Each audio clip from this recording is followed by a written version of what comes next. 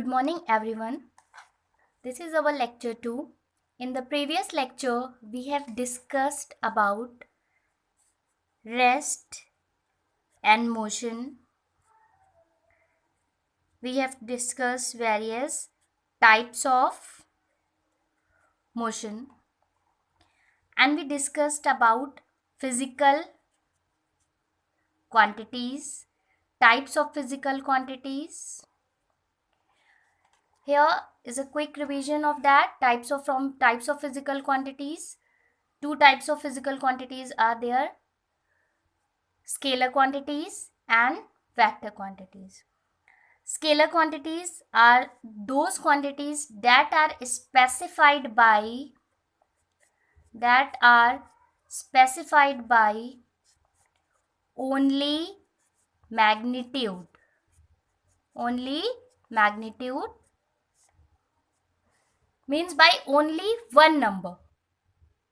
To specify this quantity, we need only one thing, which is magnitude, and magnitude is nothing but a number. For example, this is a block and you said its mass is 2 kg. So this 2 kg is its magnitude. It is a number. To tell the mass of this block, you need to tell only 2 kg.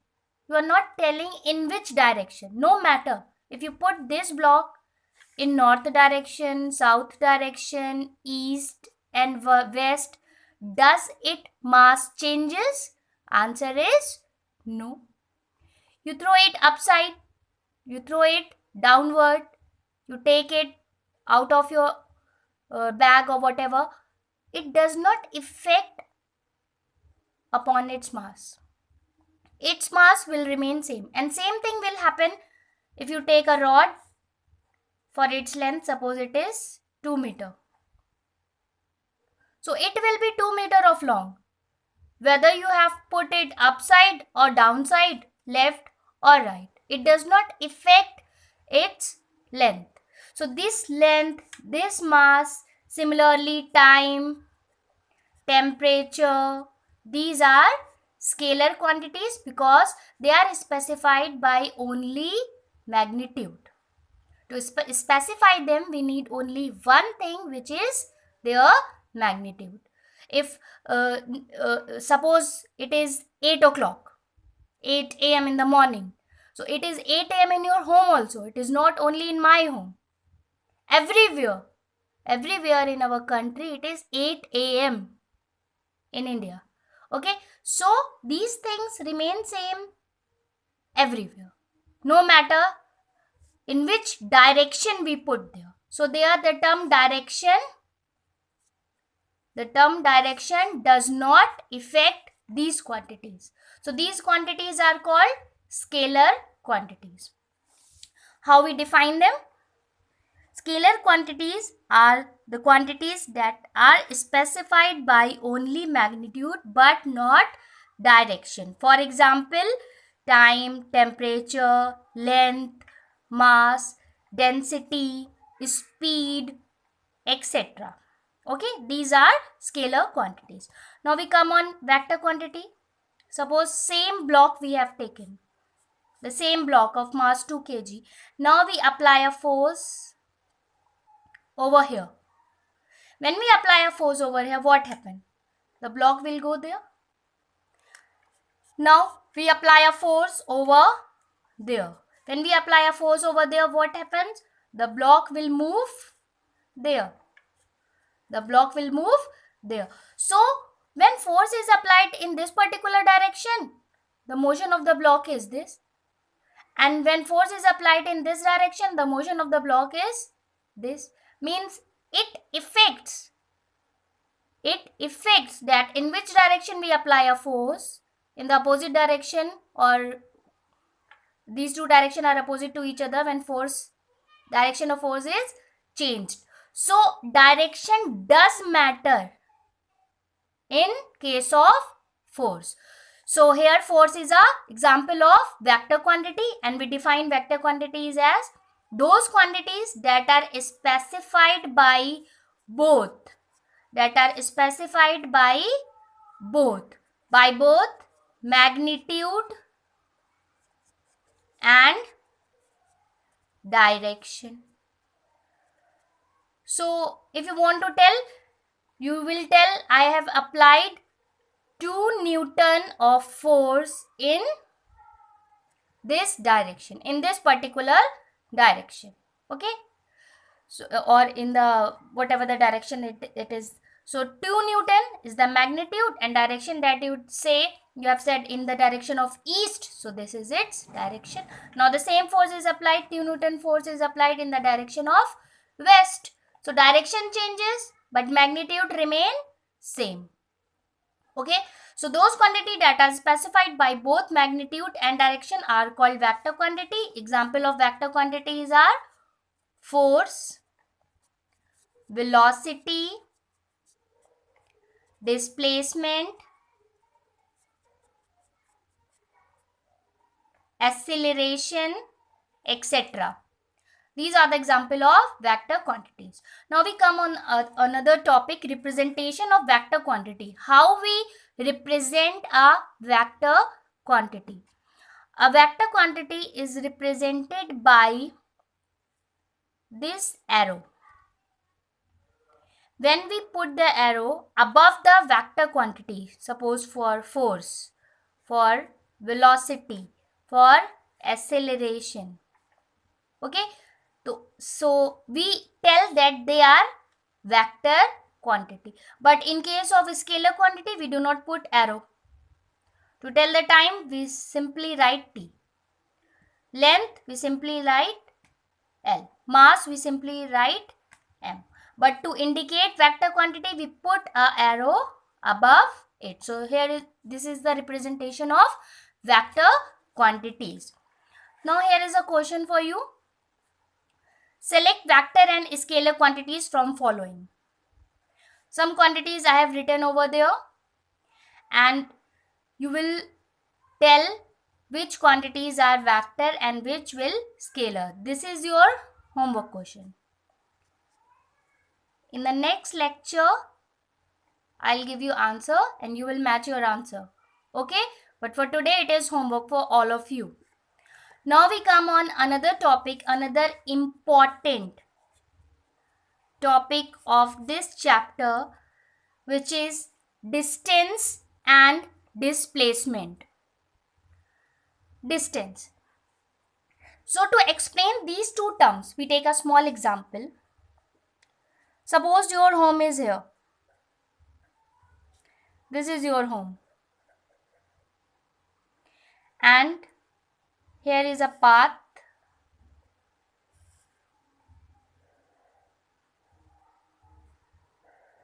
Like this, a rectangular path over there. And your friend's home is there.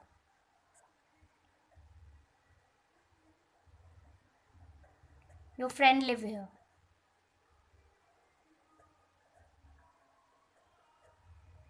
Okay. Now you want to go to your friend's home. You go here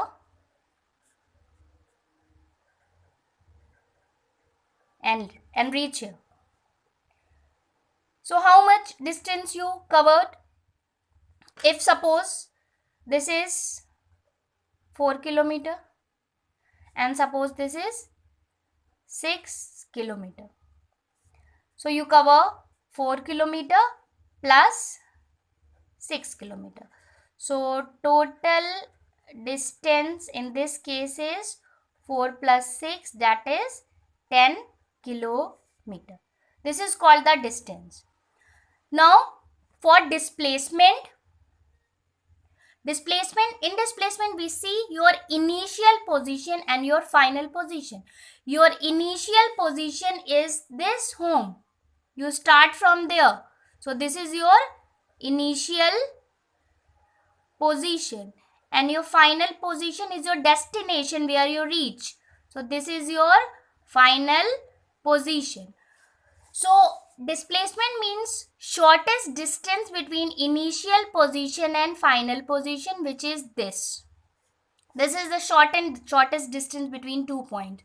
We know that shortest distance between 2 points is a straight line joining these 2 points.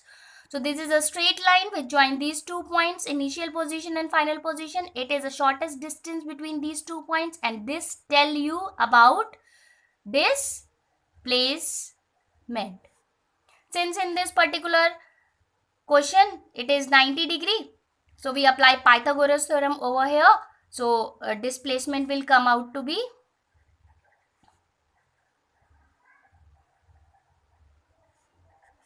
under root 4 square plus, suppose it is 3, not suppose it is 3, it is 7.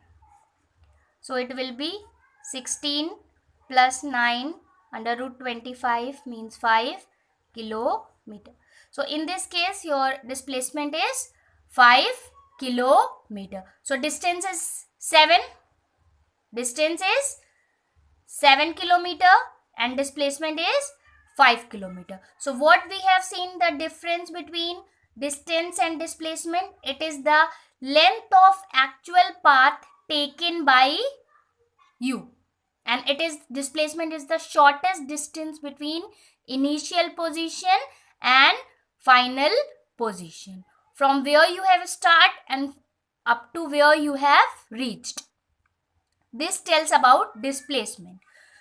Another example we can take, suppose you have gone from point A to point B, and then you have gone from point B to C. Okay, suppose this is 2 kilometer and this is 3 kilometer. So distance in this case will be 2 plus 3, that is 5 kilometer. And displacement will also be the same because it's a straight line joining initial and final position. It is also same, 5 kilometer. Okay. Now suppose we have started from here A, go to B, same 2 kilometer, and in spite of going to straight, we have turned and reached to the C by covering 3 kilometer. Now in this case, distance is 2 plus 3, 5 kilometer. But displacement is the shortest distance between initial and final. So which is AC. Suppose AC is, maybe suppose it is, if we apply Pythagoras theorem, it will be under root 4 plus 9 means under root 13. So displacement is root 13 kilometer. Now in this case, distance is 5, and in another case, in case 1, case 2. So in case 1, distance is 5, case 2, distance is still 5. But in case 1, displacement is 5, but in case 2, displacement is under root 13 kilometer. This means if something changes the direction, what changes? Displacement changes, but distance remains same. It means changing the direction does not make the distance to change. Means distance is independent of direction.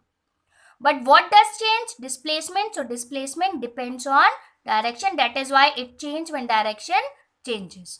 So these two examples tell us or shows that distance does not depend on direction, but displacement depends on direction.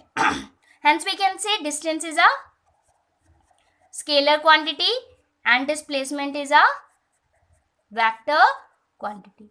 It is the length of the path taken by the object, and it is the shortest distance between initial position and final position.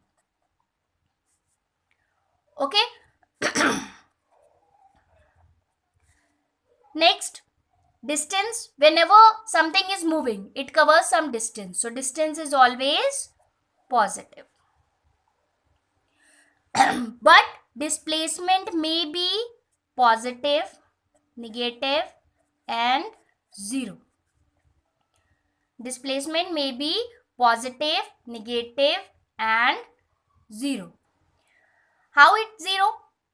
How is negative? Positive, we have seen positive, but how negative and 0? Suppose there is a circular path and a body starts from the point A, goes there, there, and return back to there. So initial and final position is same. So when the object return to the same position, its displacement is 0. It does not displace at all because it returns to the same point. So in this case, displacement is 0. And the example of negative displacement, how? Suppose body starts from A, goes to B. And then from B, it goes to C. From C, it goes to point D, which is in the opposite side of the starting point. So in this case, displacement will be negative because here the point of reference is this, and if we plot point of reference, we will take it as origin. So all the distances will taken here negative, positive, and this side negative. So when the object moves in such a way that from the starting point, in spite of going in forward direction or one direction, it comes back to the back side or other direction, then in this case displacement is said to be negative. So we can see that displacement may be positive, negative, and 0, but distance will always positive. It is never ever 0. Okay, now we have some differences between distance and displacement, and that is also class very important for all of you.